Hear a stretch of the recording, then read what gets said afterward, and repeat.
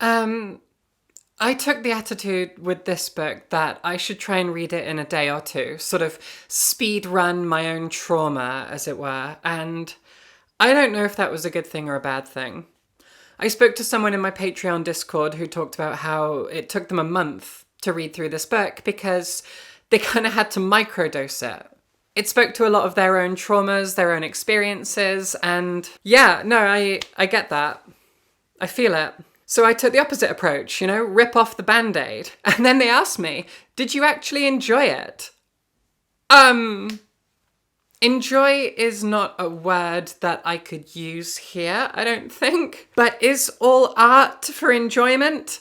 No. Categorically, no. Not by a long stretch. Is this novel effective? Yes. Is it powerful? Yes. Is it impactful? Is it intelligent? Is it creative? Does it make a point? Is it politically savvy? Yes. All of those things, 100% yes. This is a thoughtful and thought-provoking novel that I will never ever forget. Was it enjoyable? Absolutely not. Did I scream? Did I cry? Did I throw up? Yes, and almost. So let's get into it.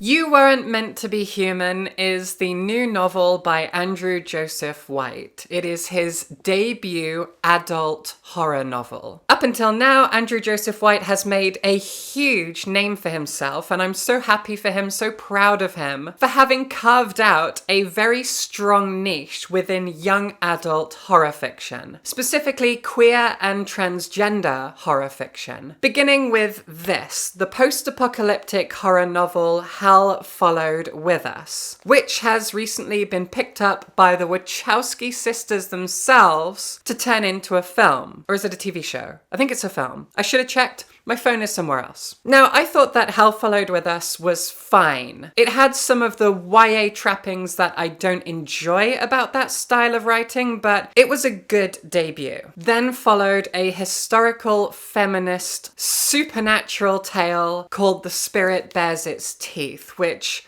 absolutely floored me. This is an incredibly insightful, impactful, and memorable work of horror fiction. But it was his third YA novel, Compound Fracture, that really impressed me. This is the novel, in my opinion, that kind of solidified what Andrew Joseph White was trying to do. With his politics, with his exploration of transgender horror, autistic horror, and also working class horror. This is an incredible novel that I've spoken about a few times now because it left such a profound impact on me. As a neurodivergent transgender person who grew up in a very rural and conservative town, this novel about a young transgender autistic person growing up in a very conservative rural nowhere town, it really spoke to me. This is a book about unionism, it's a book about socialism, it's a book about class traitors and police brutality, it's a book about generational trauma. There's a lot going on here. The protagonist is trans and autistic, but those actually aren't the main focus of the book. It really is about class. And if you haven't read it, I don't care if you like YA fiction or not.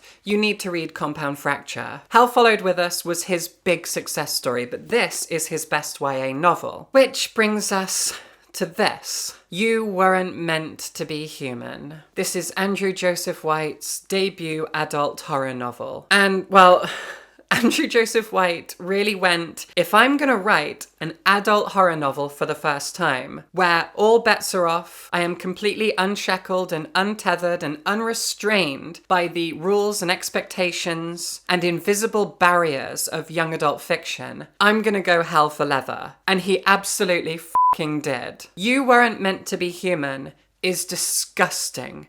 It is disgraceful. It is pearl-clutchingly unsettling and upsetting. You will feel nauseated by it. You will feel upset. You will worry about his mental health. You will worry about the health and safety of all transgender people. You will have an insight into a mental, emotional, and physical experience that so few people actually go through. Less than 1% of all people on Earth are transgender, which means about 0.5% of all people are trans men. And this is very much about the horrors of the transmasculine experience, or perhaps what's more accurate is to say the paranoia of the transmasculine experience, some unique horrors and paranoias and threats and experiences that are pretty unique to the transmasculine experience. That's not to say that if you're cisgender or a trans woman, etc., you're not going to get anything out of this. Very far from it, because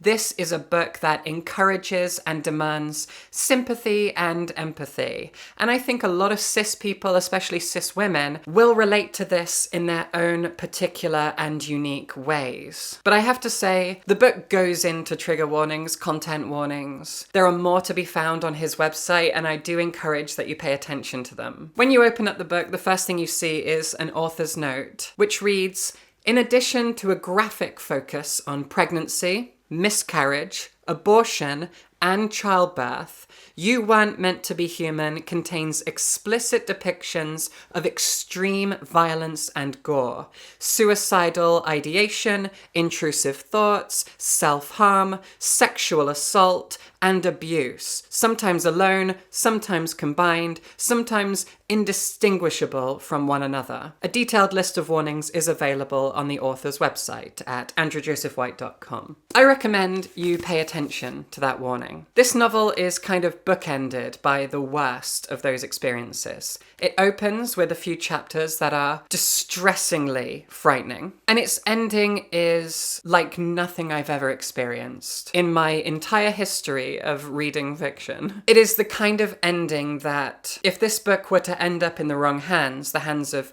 conservative lawmakers or the heads of an evangelical church, Andrew Joseph White could face a lot of trouble, a lot of threats, a lot of hate, and a lot of people being very, very worried about him. I don't think that's too extreme to say. The ending of this book is the most grotesque and upsetting thing I think I've ever read.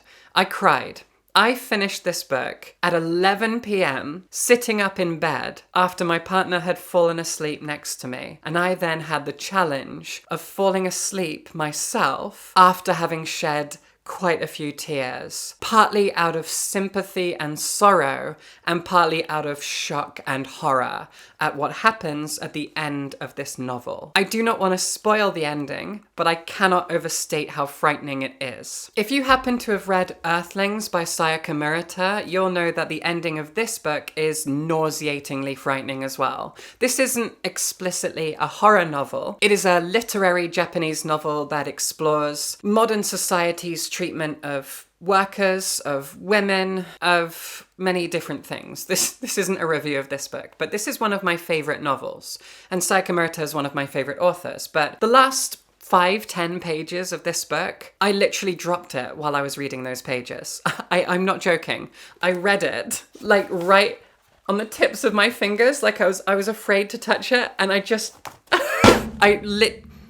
it's fine. I literally dropped it because it was so upsetting. I felt my stomach churning at those last few pages. This book does the same thing, but it's worse because Earthlings is surreal. The ending doesn't come out of nowhere, but it also kind of does. This is building towards that ending throughout the entire novel. So let's get into the story so you kind of have an idea of what might happen at the end based on what plot details I give you from early in the novel, but also you won't be prepared. If I tell you roughly what happens in this book, if I give you a blurb, if I give you a synopsis without spoiling anything too much, you're gonna go, okay, I bet I know how it ends. No, you don't. Fair warning. So, You Weren't Meant to Be Human tells the story of a young trans man. He's 21, 22. His name is Crane. He's autistic and he's mute by choice. In fact, throughout the course of this entire novel, he only ever says one word out loud one time, and that's towards the end of the book. Beyond that, we get flashbacks to his youth. We get him sending text messages occasionally to friends, but yeah, he's mute by choice. He does not wish to speak. He doesn't like to communicate. Now, Crane, much like Andrew Joseph White himself, grew up and is based in West Virginia. And across Appalachia, a series of hives have appeared in the darkest corners of small, quiet places.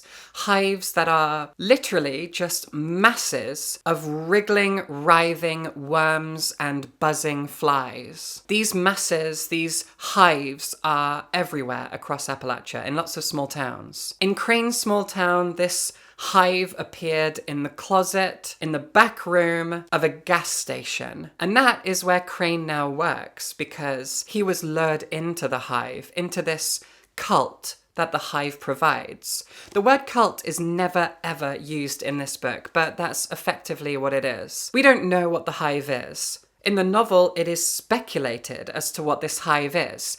Is it an alien creature? Is it something from hell itself? Is it an interdimensional being? At one point, characters from different hives are communicating with each other and talking about the fact that the hives aren't the same from place to place.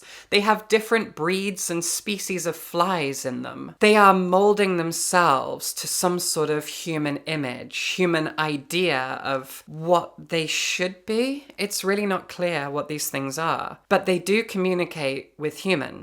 They lure people in. They give people a sense of safety and community. They have collectively created a chain of small cults that are all connected together. And Crane has been in this cult for a few years now. He's been transitioning for a few years. And the reason he ended up here is because, well, Crane was raised by loving parents. He had a good childhood. He had a good life. He got good grades. He was all set to go off to college. His life was mapped out and it was going to be a pretty good one. His parents were kind and considerate people. They were patient, they were understanding. They seemed to be pretty liberal, open people. But they weren't aware of what Crane also wasn't aware of, what he was denying for the longest time, which is that he had gender dysphoria, that he was undiagnosed autistic, that he was facing, or perhaps pushing back the waves of various mental illnesses. He wasn't addressing the fact that he was a trans guy. He was in denial about that. He didn't understand that he was autistic, and he felt like he was burning up from the inside. And the answer to all of that, when he was a teenager, when he was still presenting as a girl, was to literally set himself alight. Crane had it all planned out.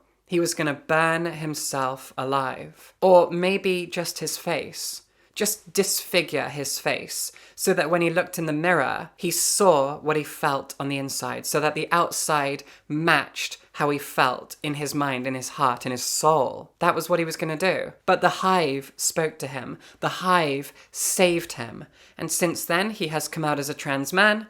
He's accepted that he's autistic, and he's entered into a cruel and abusive relationship with an ex-Marine who is a psychopath. But Crane is drawn to this man because Levi treats him like a man. And when the book opens, the first thing we see, well, the very first statement is just that Crane is pregnant. And that's all that chapter 1 says. It's just one line about him being pregnant. Chapter 2 goes into an intimate scene, let's call it, because I have to be careful with my language on YouTube. An intimate scene between Crane and Levi, where Levi has Crane bent over the counter at the gas station and is absolutely going at it, raw dogging him, treating him terribly, smacking him around, and Crane is thanking him for it. I mean, he's mute, he's silent, but we know from his perspective as the narrator that he's enjoying it. He feels as though this is correct. This is the kind of relationship that he deserves, the kind of physical intimacy that he needs, that he is grateful for. He is being abused, but he is consenting to it. It's just so murky when consenting to something like this is perfectly okay. A lot of us are in relationships where we have these kinds of kinks. Consensual non-consent, that kind of thing. But when Crane is as messed up as he is it fair what's happening to him? If he is consenting to this, on the surface you think, okay, sure. But he's incredibly mentally ill. And the man that he's with is a psychopathic ex-Marine abuser. So is it okay, even if he's consenting to it? I don't know.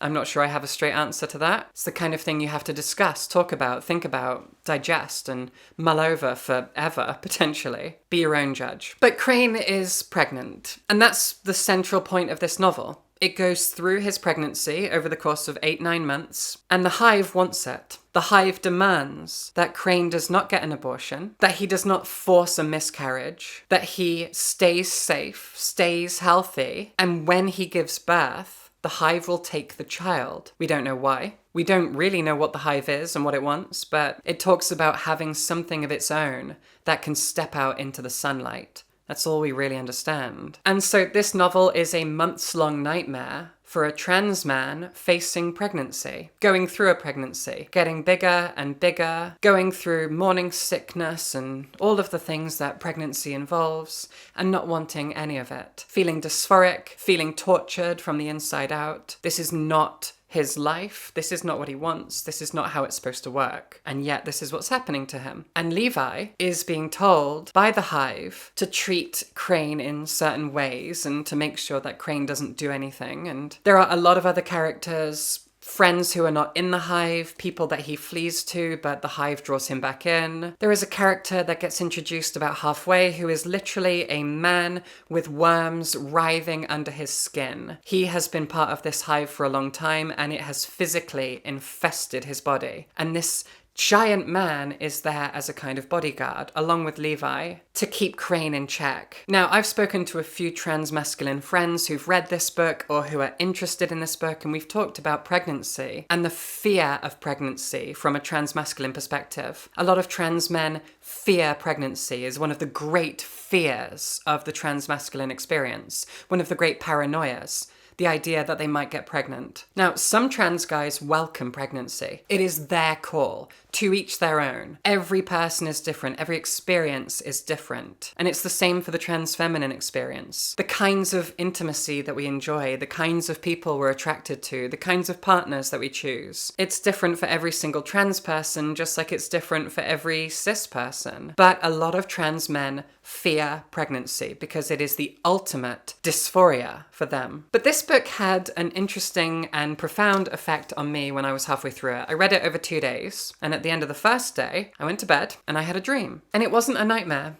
It was a really pleasant dream. Now, I have never wanted children of my own. Never in my life have I ever even considered having children. When my partner and I met, I said that I don't want children. Ever. But this book gave me a dream in which I somehow was pregnant. Now, I am a trans woman, I cannot get pregnant, but I was happy to be pregnant. And somehow it was my partner's child. My partner cannot get someone pregnant. And so all of this was just a lot of impossibility. But in the dream, I was turning this room, this is my office space, this is my library, I was turning this into a bedroom for a child that I was carrying. It was a beautiful sunny day, there's a big window here, and I was building a bed, not a crib, a bed, with the headboard against the window. And I was absolutely thrilled. The sun was shining in and I was really happy and I was pregnant. That was it. That was the whole dream. And I woke up feeling a sense of loss, realizing that I wish I could get pregnant. Again, I don't want kids. They're a financial burden, they take up all my time. I don't like being around children, I'm not good with my friends' children, but suddenly I was like, I just wish that I was able to do everything a cis woman can do. Well, not everything. Not all cis women can get pregnant, want to get pregnant, but you understand. I just had a new layer of dysphoria. And dysphoria isn't a stable thing. As you go through a transition, dysphoria kind of washes away bit by bit. You grow your hair out, you get good with makeup, you get voice training. If you're a trans man, testosterone does that for you. Dysphoria kind of solves itself over time as you transition and your body changes. You go on hormones, you get surgeries, whatever. But dysphoria can also kind of pile back up. As you go through your transition, you can experience dysphorias that weren't there before. And for me, suddenly, I was very aware that I cannot carry a child. It was not a dysphoria I had ever thought of, I'd never felt, I'd never experienced. And now it's there. Because of this book, which is the opposite of what this book is tackling. You Weren't Meant to Be Human is the story of a trans man tackling the worst dysphoric experience he can imagine. And I, as a trans woman on the other side of the spectrum, if you like, was taking away my own feelings and message and experiences and having my own unconscious journey unfold as I read it. Now, I didn't expect to go into all this detail. I was going to mention the dream because I thought it was interesting, but now I've kind of explained it in incredible detail. Maybe I'll cut some of this out, but yeah, it had a real effect on me. Now, I really can't talk about the ending because I don't want to spoil it, but this book really does take its toll. I think it'll take a toll on any reader.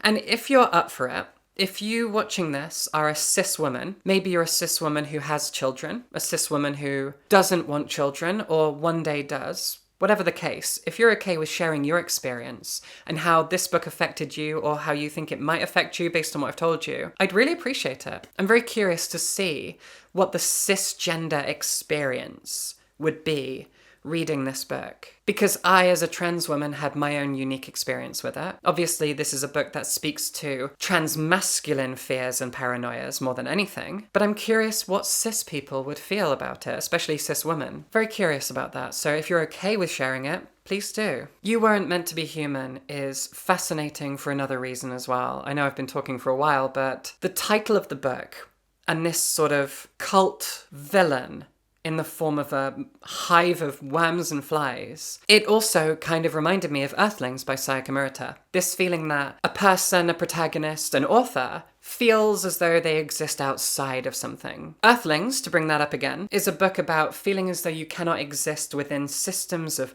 capitalism and the social norms and invisible rules and layers and expectations that we all live within, that some people are not equipped to deal with. As I grow older and I come to terms with my own neurodiversity, I realize that Sayaka Murata's books are very often about autism, about neurodiversity, about feeling as though you do not exist within the rules of society. They don't make any sense to you. You don't know these rules. You get confused and feel as though you were never given a cheat sheet that everyone else has. It's a very standard autistic experience. A lot of people have talked about it. Andrew Joseph White is also autistic. Crane in the novel is autistic. And so this book does, beyond just the trans experience, it does feel like a book about not understanding the rules, not being able to be human in the sense of modern, Western, democratic, capitalistic life. The systems of governance and economics and law that we all exist within doesn't make sense to some people. Doesn't feel as though we were ever supposed to be able to survive in it. And so in part, that's what this book is about as well. This hive, this cult, this thing that is a writhing mass of bugs, it provides its members, not all of whom are autistic or neurodiverse or trans or whatever, there's people of all kinds, but they're all people who feel as though they do not exist or cannot exist within ordinary human existence. Capitalism being the big thing. It's the reason I'm self-employed. I've tried to work. I've done so many jobs. I was a teacher multiple times in multiple schools and companies and businesses all around the world. I've lived and worked in many different cities and countries. I've had loads of different jobs. All the way through my 20s, I went from job to job. And now this is my job. I kind of made it. I'm self-employed out of necessity because I don't know how to exist within ordinary corporate capitalist structure. I can't do it. And so I'm always just making new jobs out of thin air. Blogging, YouTubing, editing, writing, doing whatever I can to build my own existence because I don't know how to live within someone else's, within that big invisible thing that we all live in that we call society. And that's what this book is about as well. You weren't meant to be human. So what was Crane meant to be?